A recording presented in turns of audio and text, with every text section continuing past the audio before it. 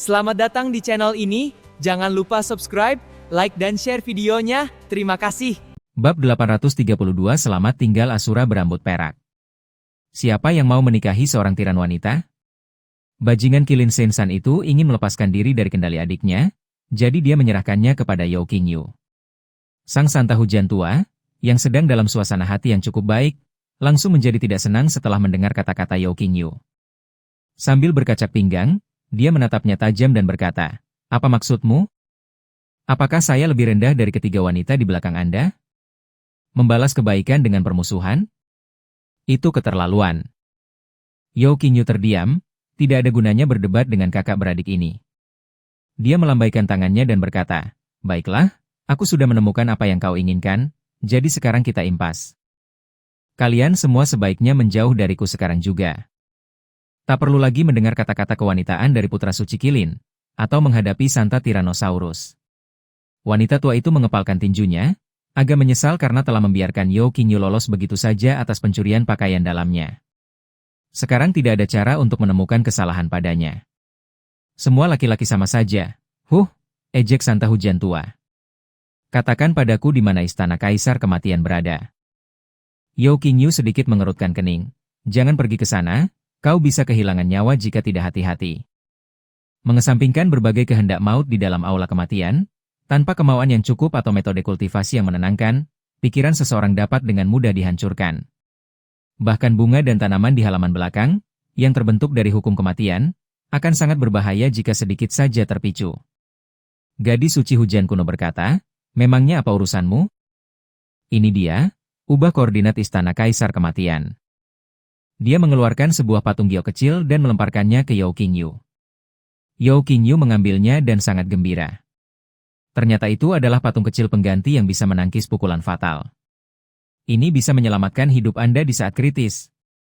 Tanpa ragu-ragu lagi, dia berkata, "Karena kamu memiliki kemampuan menyelamatkan nyawa yang cukup, maka aku tidak akan mencoba membujukmu lebih jauh lagi." Dia mengeluarkan selembar kain giok dan menyerahkan koordinat bintang dari aula perunggu 7 absolut kepadanya. Wanita tua itu menggenggamnya erat-erat, wajahnya dipenuhi rasa ingin tahu yang mendalam.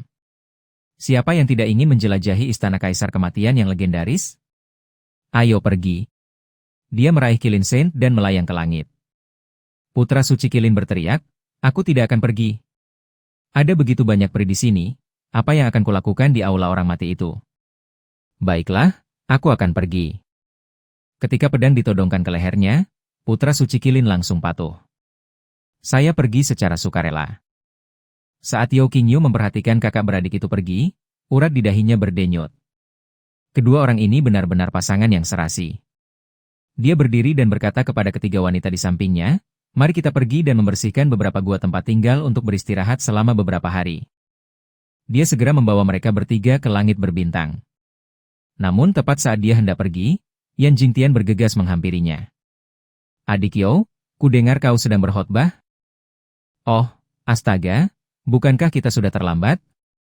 Dia sedang memproses barang-barang yang telah ditukarnya di ruang harta karun ketika mendengar berita itu dan bergegas ke sana, tetapi sayangnya dia terlambat selangkah. Saat ini juga. Tiba-tiba, dari sudut matanya, ia melihat sosok yang familiar di samping Yao Qingyu. Setelah diperhatikan lebih dekat, dia berseru kaget, "Ah, sepupu Jingru? Apa yang kamu lakukan di sini?" DLL. Dia tiba-tiba menyadari ada sesuatu yang salah.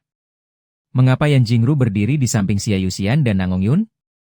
Keduanya adalah wanita yang diakui secara terbuka oleh Yao Qingyu. "Suami, bukankah kau sudah memberitahunya?" tanya Yan Jingru kepada Yao Qingyu, sambil melirik ke samping. Suamiku?" Yan Jingtian merasa seperti disambar petir, pikirannya berdengung. "Sepupuku sudah menjadi wanita Yao Qingyu?" Yao Qingyu berkata dengan pasrah, "Keberadaanmu tidak diketahui. Bagaimana kami bisa memberitahunya? Aku hanya menunjukkan sedikit kelonggaran padanya beberapa kali karena kamu." Setelah mendengar itu, Yan Jingtian tiba-tiba menyadari apa yang sedang terjadi. Tidak heran Yao Qingyu membantunya memahami teknik kultivasi tingkat surga saat mereka pertama kali bertemu. Ternyata Yao Qingyu sudah menduga bahwa dia dan Yan Jingru adalah sepupu sejak dulu. Setelah memahami semuanya, Yan Jingtian sangat gembira dan merasa seperti sedang bermimpi. "Saudari Jingru, Lalu keluarga Yan kita dan adik Yo. Dia hampir tidak percaya bahwa sepupunya begitu cakap. Mereka benar-benar berhasil memenangkan hati Yo Qingyu. Dengan cara ini, keluarga Yan juga bisa meraih ketenaran bersama Yo Qingyu. Yan Jingru sedikit mengerutkan kening dan berkata, "Jangan membuat Qingyu kesulitan." Yan Jingtian tersenyum lebar. Oke, aku mengerti, aku mengerti. Saudari, kau benar-benar telah mengharumkan nama keluarga Yan.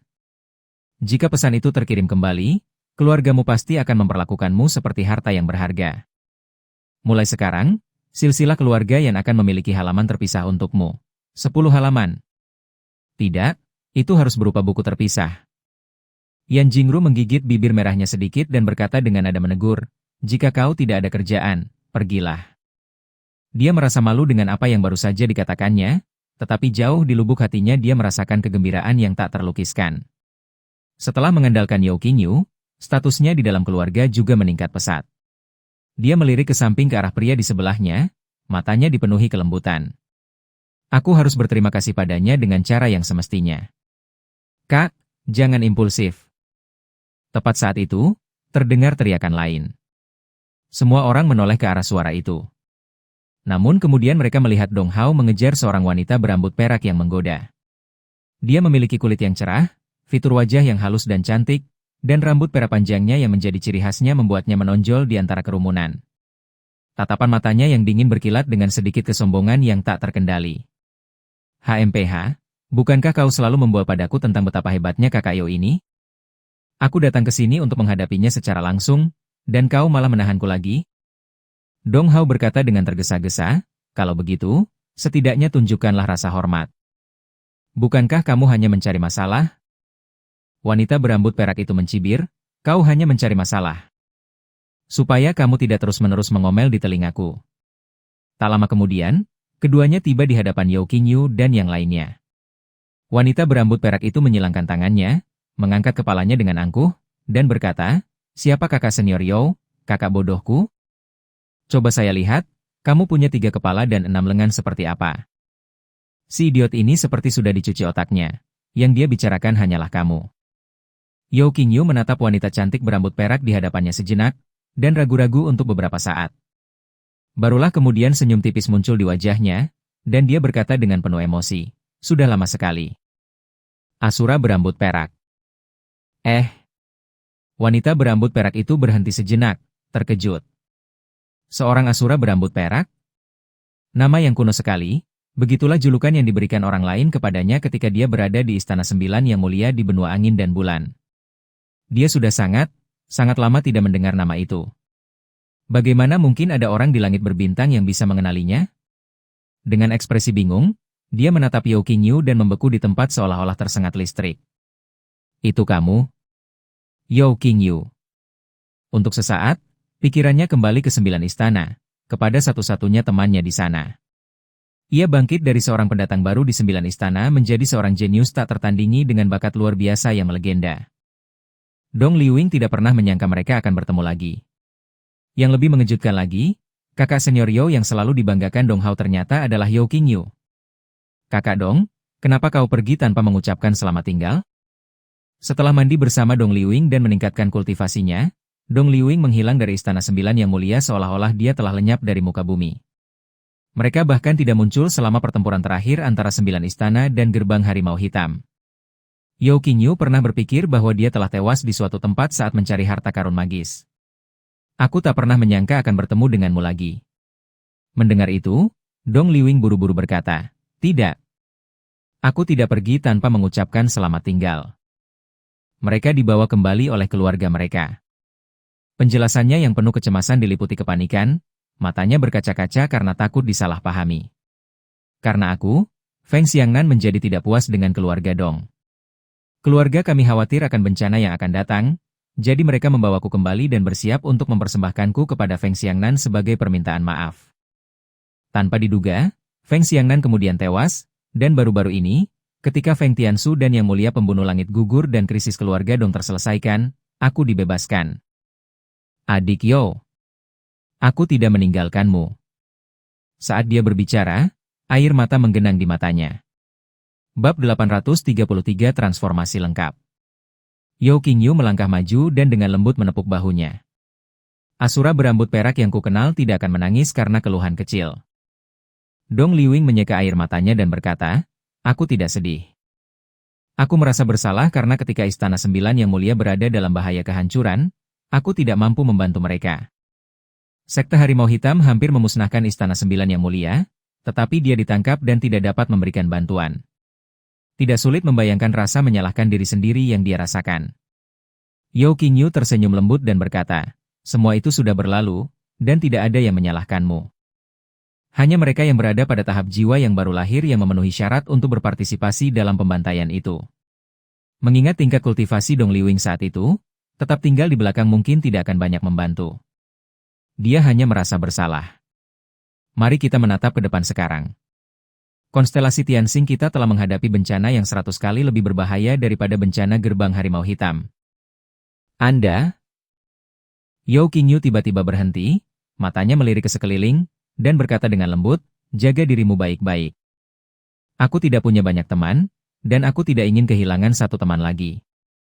Kejatuhan Master Istana Dewa Pedang, kematian wanita beracun dari Yuan Sha, dan kepergian Markuis berdarah dingin semuanya menyentuh hati Yao Qingyu.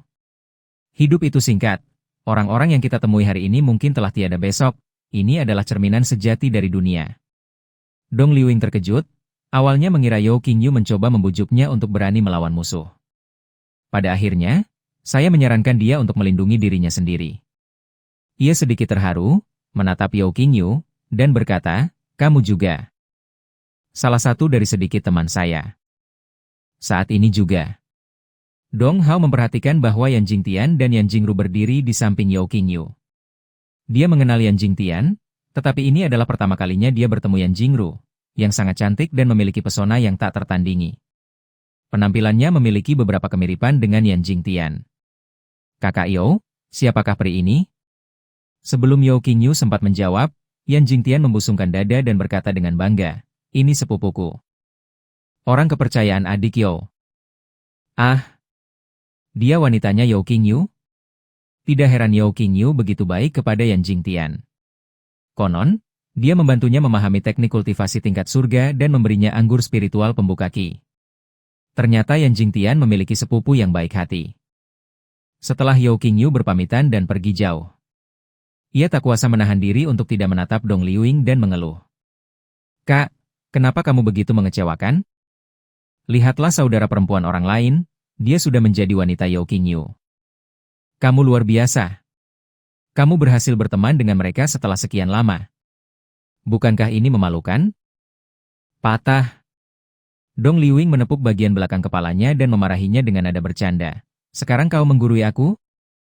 Apakah ini membalikan biduk surgawi? Itulah yang mereka katakan, tetapi saat mereka menyaksikan sosok Yao Qingyu pergi, mereka perlahan-lahan terdiam. Akhirnya, itu berubah menjadi desahan panjang. Ini pasti takdir. Dia mengenal Yao Qingyu lebih awal daripada Xia Yuxian dan Nangong Yun, dan juga memiliki beberapa hubungan yang ambigu dengannya. Mereka bahkan mandi obat bersama. Namun, kurangnya pengalaman-pengalaman tertentu yang memperkuat hubungan mereka menyebabkan hubungan itu berakhir di situ. Saat ini, Yao Qingyu berada di puncak karirnya. Dia telah kehilangan kesempatan untuk berdiri bahu-membahu dengan Yao Qingyu, dan hanya bisa mengaguminya sepanjang hidupnya. Tidak lama kemudian, Yao Qingyu menciptakan 3 tempat tinggal gua di atas sebuah meteorit yang agak terpencil. Hadiah itu diberikan kepada ketiga wanita tersebut secara berurutan. Yao Qingyu berkata, aku hanya bisa tinggal paling lama 3 hari. Setelah 3 hari, aku akan pergi ke tempat penting bersama tuanku. Ketiga wanita itu mengerti bahwa Yao Qingyu hanya bisa menemani masing-masing dari mereka selama 1 hari. Tapi dengan siapa sebaiknya aku menghabiskan waktu terlebih dahulu? Ketiganya saling memandang. Yan Jingru berkata dengan lembut, aku baru saja mencapai tahap Naschen Sol dan perlu mencerna level baruku.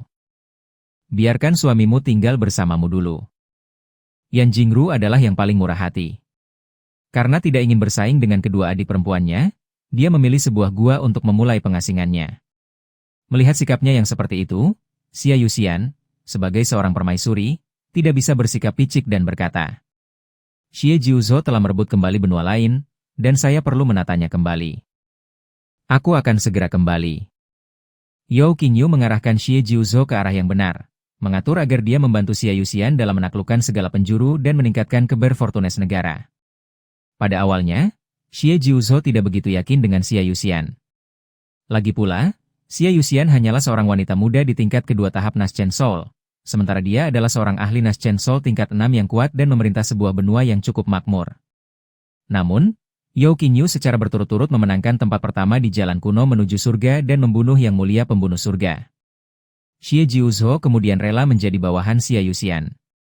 Dia memahami bahwa masa depan Xia Yuxian tidak terukur. Nangongyun cemberut dan berkata, itu membuatku terlihat paling pelit. Kalau begitu, aku juga tidak menginginkannya. Yao Qingyu merasa geli sekaligus jengkel, lalu berkata sambil tersenyum, baiklah, kalau begitu aku akan pergi mencari Xia Yuxian. Kau berani sekali. Nangongyun mencengkeram lengannya, menggertakkan giginya sambil berkata, kau milikku mulai hari ini. Setelah mengatakan itu, dia menyeretnya masuk ke dalam gua. Setengah hari kemudian, Yao Qingyu duduk bersila di atas tempat tidur, melirik Nangongyun yang lemah seperti boneka kain, dan terkekeh pelan. Setelah fisiknya mencapai tahap Naschen Soul, dia tak kenal lelah. Nangongyun merasa benar-benar tidak mampu menggerakkan satu jari pun dan berkata, suami, aku tidak bisa hidup tanpamu lagi. Apa yang harus kulakukan? Dia menjadi semakin bergantung pada Yao Qingyu, baik secara emosional maupun fisik. Seperti seseorang yang terjebak di rawa, tidak bisa keluar. Yao Qingyu tertawa dan berkata, kalau begitu, sebaiknya kau awasi baik-baik dan jangan biarkan wanita lain mencoba mencurinya. Nangongyun sedikit mengerutkan hidungnya. Siapa lagi? Hah? Yao Qingyu tampak terkejut. Jika saya ingat dengan benar, setelah perjalanan ke kuil tulang, Master Pavilion Harta Karun menyatakan bahwa dia akan pergi mencari Nangongyun dan memintanya untuk mencari penjelasan untuknya. Implikasinya adalah mereka menginginkan persetujuan Nangongyun, kan? Dilihat dari nada bicara Nangongyun, sepertinya dia sama sekali tidak tahu apa-apa tentang hal ini. Yao Qingyu mengerutkan kening dan bertanya, sudah berapa lama sejak terakhir kali kau bertemu dengan Master Pavilion Kisen? Nangongyun mengangkat alisnya, mengapa kau tiba-tiba menanyakan tentang dia? Sudah cukup lama. Aku belum bertemu dengannya sejak dia menutup Pavilion Harta Karun langka. Apa? Yao Qingyu bertanya dengan heran, dia tidak menghubungimu lagi setelah itu? Nangongyun menggelengkan kepalanya sedikit. Tidak, ada apa? Yao Qingyu merenung, aku pernah bertemu dengannya di langit berbintang, dan dia bilang dia akan mencarimu. Benarkah begitu? Nangongyun berpikir sejenak dan berkata, dia unik dan memiliki kepribadian yang bebas. Jika dia hanya mengatakannya secara santai, kita tidak perlu menanggapinya terlalu serius. Mungkin dia sedang bersenang-senang di suatu benua. Yao Qingyu merenung sejenak, tetapi dia tidak mengerti maksud dari guru harta karun langka. Dia tidak tahu apakah wanita itu benar-benar ingin dia bertanggung jawab atau hanya mengatakannya begitu saja. Mungkin, katanya sambil tersenyum kecut, menyadari bahwa ia mungkin telah bersikap lancang. Sambil menggelengkan kepala, dia berhenti memikirkannya. Sebaliknya, dia mengeluarkan kuali 9 yang mulia 5 elemen, yang merupakan sesuatu yang telah lama didambakan oleh pemimpin sekte naga hitam, bahkan sampai-sampai ia menjebak Yao Qingyu untuk mendapatkannya. Ini adalah artefak spiritual tingkat tinggi, dengan syarat seseorang telah menguasai 9 teknik terhormat. Yao Qingyu mencoba mengoperasikan kuali tanpa menggunakan 9 teknik terhormat. Ditemukan bahwa hanya lapisan tipis kekuatan 5 elemen yang terpancar, mengembun menjadi perisai cahaya samar yang menyelimuti area sekitarnya sejauh 1 zhang, sekitar 3,3 meter. Yao Qingyu juga terjebak di dalamnya. Dalam sekejap, Yao Qingyu merasa seolah-olah terisolasi dari dunia luar. Kekuatan kelima elemen tersebut membentuk dunianya sendiri yang kecil.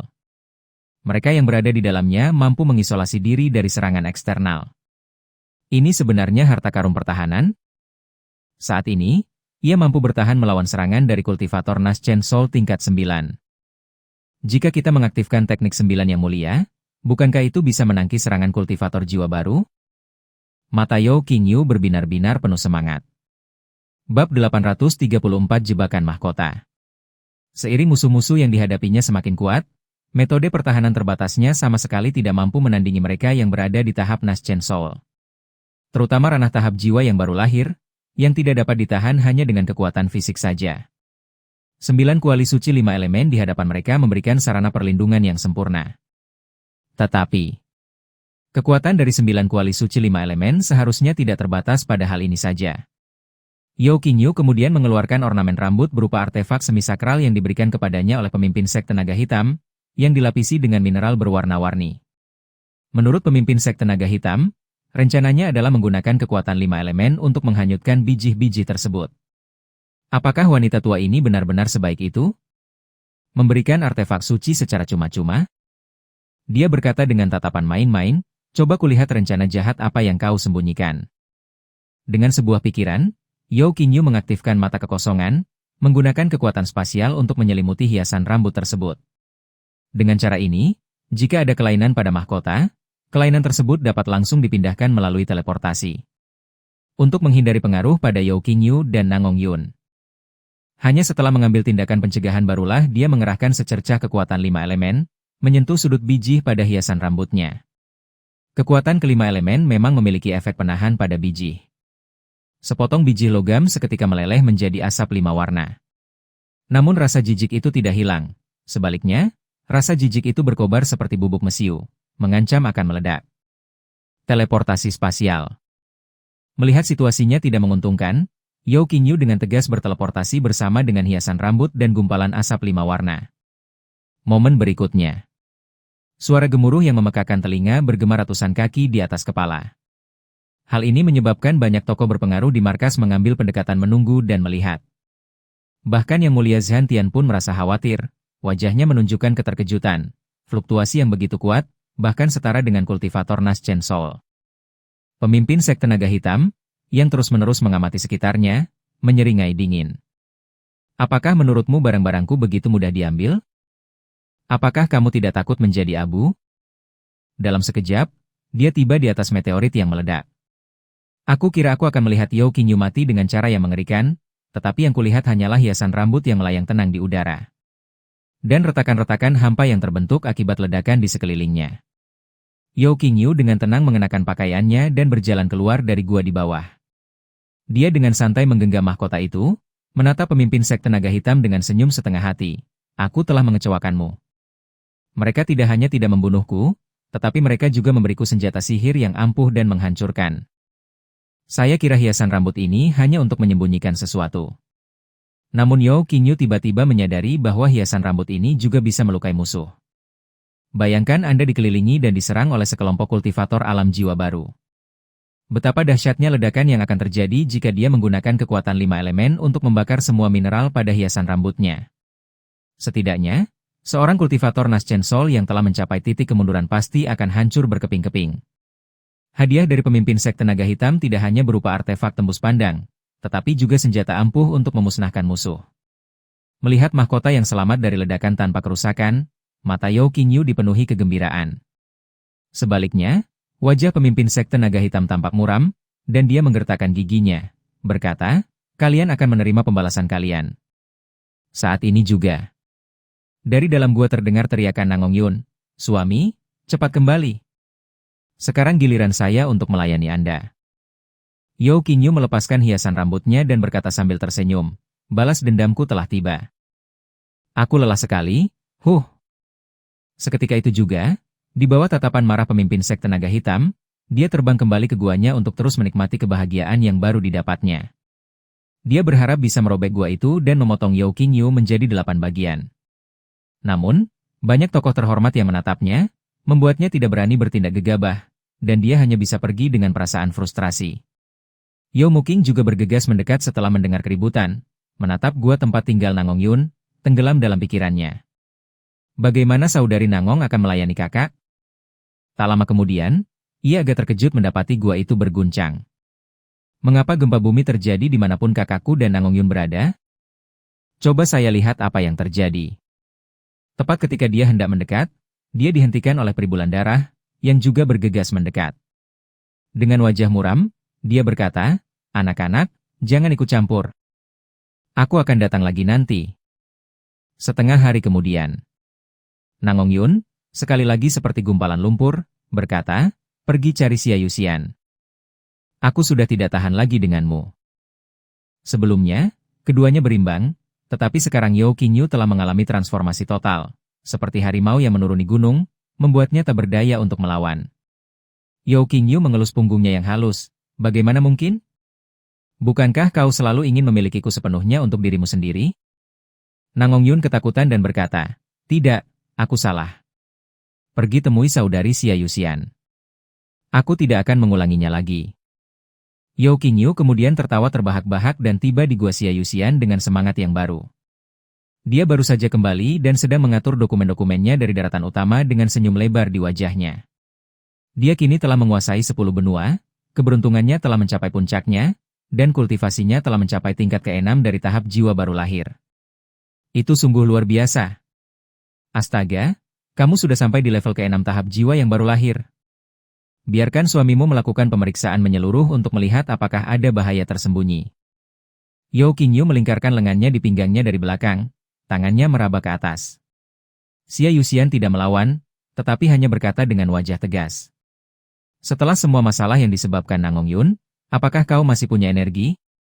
Yao Qingyu tersenyum tipis. Kenapa kamu tidak coba saja? Setengah hari kemudian. Ada tumpukan pakaian berbagai model di lantai. Xia Yuxian bahkan tidak bisa menghitung berapa set pakaian yang ada. Namun, ia terbaring lemas dan berkeringat di tengah tumpukan pakaian. Melihat Yao Qingyu yang duduk bersila dan mengasah keterampilannya seolah tidak terjadi apa-apa, dia tak kuasa menahan diri untuk tidak membelalakan matanya. Apakah kamu masih punya energi untuk mengasah kemampuan bela dirimu? Yao Qingyu memangku batu 1000 kesengsaraan, hadiah dari Dewa Perang yang mulia. Dia menyerap petir kesengsaraan di dalam dirinya, mengolah tingkat terakhir dari Kitab Suci Kuno Pengendalian Petir, teknik penelan petir. Setelah teknik ini dikuasai, seseorang dapat menyerap guntur dan kilat dari langit dan bumi dan memadatkan massa guntur. Yao Qingyu tidak begitu mengerti apa arti memadatkan sebongkah petir. Tapi tak apa, aku akan menyelesaikan pelatihan dulu.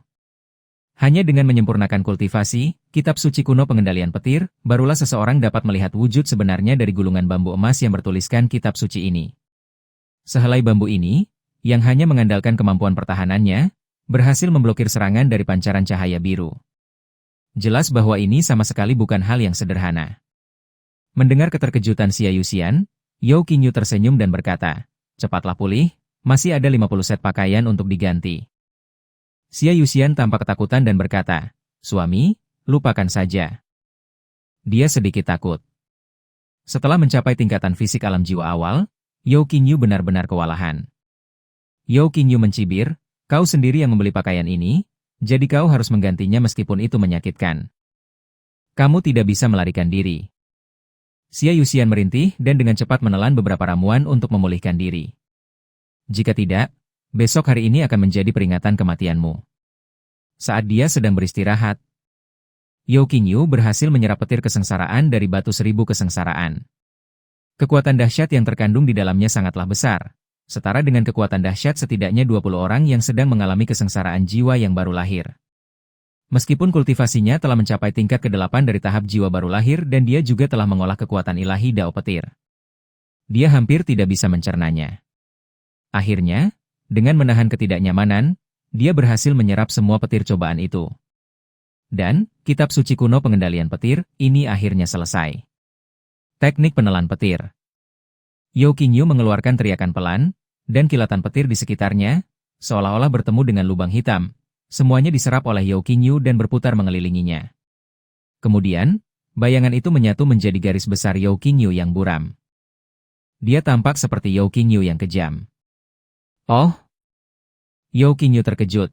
Arti dari memadatkan tubuh petir sebenarnya adalah klon petir? Menarik. Jika aku menyerap cukup banyak petir, bukankah klon petirku akan menjadi sangat kuat?